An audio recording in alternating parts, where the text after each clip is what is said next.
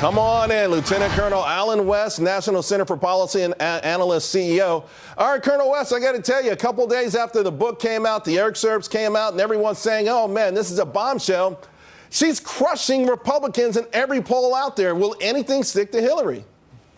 Well, it's good to be with you, Charles. And I think the most important thing that all of the potential nominees need to do is maintain a moral high ground that says that they're not part of the arrogance of officialdom, which is what Marcus Tullius Cicero referred to it, the great Roman philosopher.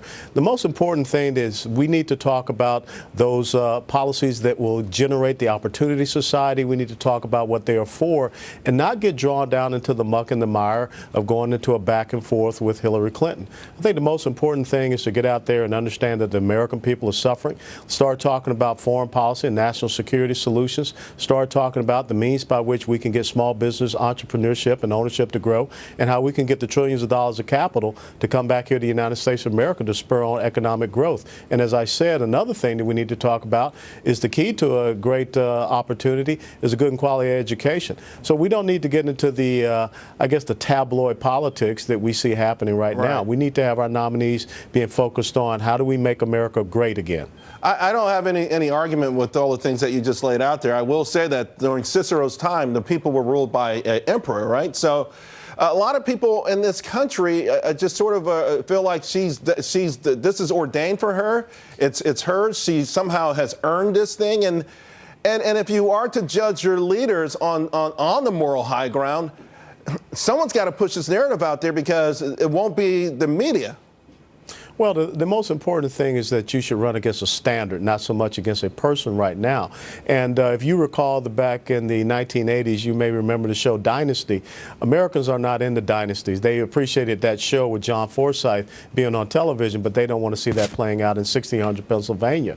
So I believe that the American people are going to look at individuals that they appear quite disingenuous. And when you look at Washington, D.C., it has almost become a city of no consequence. The things that people are able to do and get away with here in Washington, D.C., the average everyday American cannot get away with. And they will reject that. But they have to see something that is completely opposite, completely different. And that's where anyone that is out there running, I guess, on the Republican side, they need to be able to show that. Well, it's EMAC here. It's good to be with you today, sir. This story has so many different angles to it. When that 3 o'clock in the morning phone call comes to the president, does the American taxpayer want a president who's taken so much money from foreign donors or, anti-democratic countries, and that person could be on the hook due to these donations? I know the Republican National Committee has said that. And the other thing, too, is when is the Federal Election Commission going to investigate the Clinton Foundation? So many of its workers have ended up in the Clinton campaigns as well. Well, one of the things you look at the Clinton Global Initiative and Hillary Clinton herself, she's starting to look like a NASCAR race driver when you have all of those patches all over you. And those patches are, different countries. And that's not the person that you want answering that phone call. You want someone that is going to be focused on the American interests, not their own self-interest, and definitely not special interests, and special interests being foreign interests. So I think that's an important aspect of this that we have to look at. Colonel West, we've got less than a minute. I want to ask you about the crowd is getting crowded on the GOP side, and at some point it can include a lot of people, perhaps even yourself. The great fear is that they're going to beat each other up to the point that whoever comes out on the other end of this is going to be just pulp and won't even be able to put up a good, legitimate fight against Hillary. Are you afraid of self-defeat within the party? Well, I'm always, in the military, we call that the circular firing squad, and no one wins in that endeavor. So the most important thing, again, I will go back to say, run against a standard. Show that you have a vision for America, and it's not about, tearing down another person.